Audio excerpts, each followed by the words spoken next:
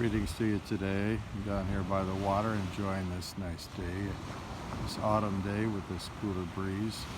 Taking my little friend for his walk.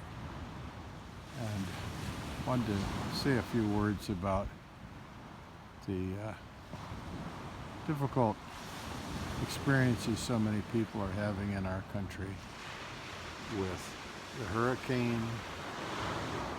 Well, the list goes on, doesn't it? Talking about suffering and difficulty. I'm amazed as you look at the Bible how it addresses this matter of suffering. And it begins right in the beginning there, the Genesis creation story, where two people are put in this idyllic place. You know, geographically it's being described as by the Tigris and Euphrates River. And they were given virtually unlimited freedom to live and to enjoy, and yet they were restricted with one thing, as we're told in this story. They couldn't eat of this particular tree because it would reveal to them the truth of life.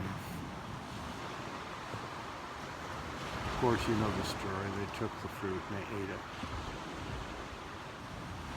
And everything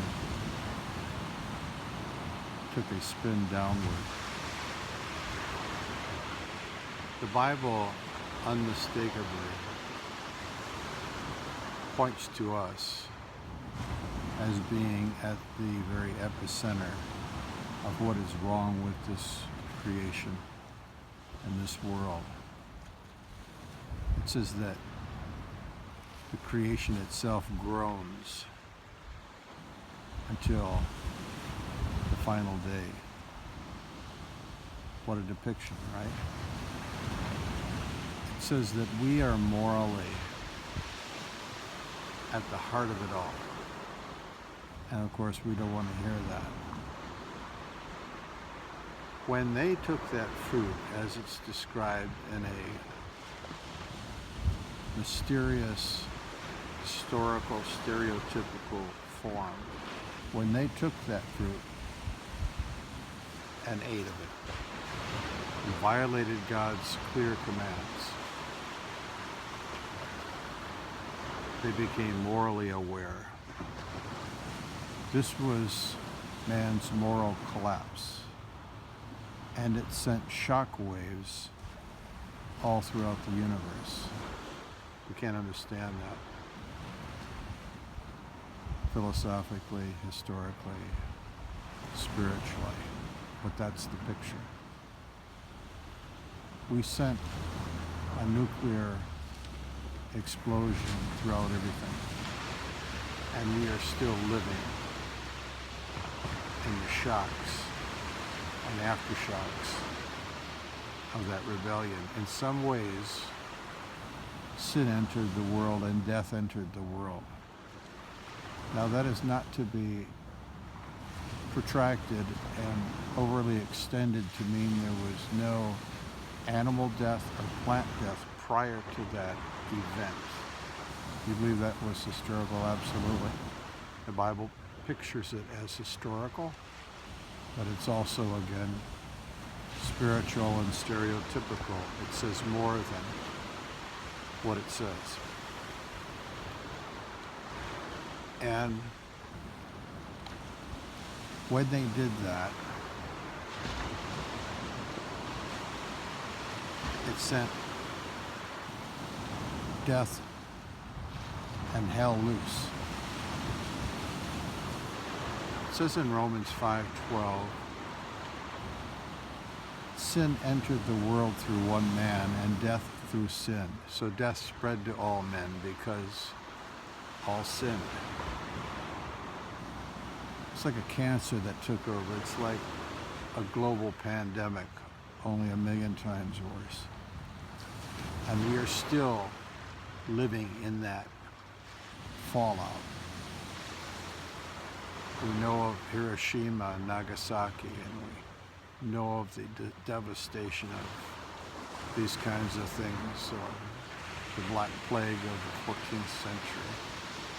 And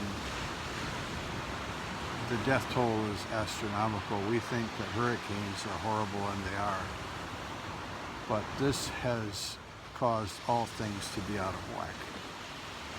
And that is why Christ came, to readjust us back to God. In Adam's fall, we fell. He actually did it, and we agree with it. He said no to God. She said no to God. And we daily say no to God. And we're living out the consequences of that. And you can say, well, then there's just hopelessness, right? There's just despair. There's no good to look forward to. That's not true. Jesus Christ came into the world to rescue us and to save us from that fallout. It reminds me of, I guess, some scenes that you see with like Katrina, and even now with Helene, people on rooftops floating pieces of wood and boats that are just thrown together, trying to survive as they're being swept away, and the rescuers come, and the helicopter comes. And I know you know those scenes. That's what Jesus Christ did. He reached down with his hand to pull you out of that drowning scene. Why? Because he loves you. In spite of ourselves, isn't this the awesome thing? In spite of ourselves, in spite of our continuous and continual acts of defiance against God, our continual cursing, our continual sinfulness, he still reaches out his hand in love, and he loves you. And rather than shake our fist at God, why don't we instead open our hand to him as he reaches down in love for us? With whatever your problem is right now, don't shake your fist at God. Reach up to him, open up your hand, and take hold of his. He will deliver you. Jesus Christ is the deliverer of our hearts and souls.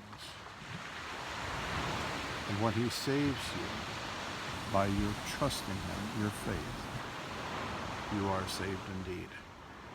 And you are promised an eternal paradise with him. He loves you today. Whatever the whirlwind is, whatever the hurricane is with you, he loves you. And he can take you into a better place. God bless you.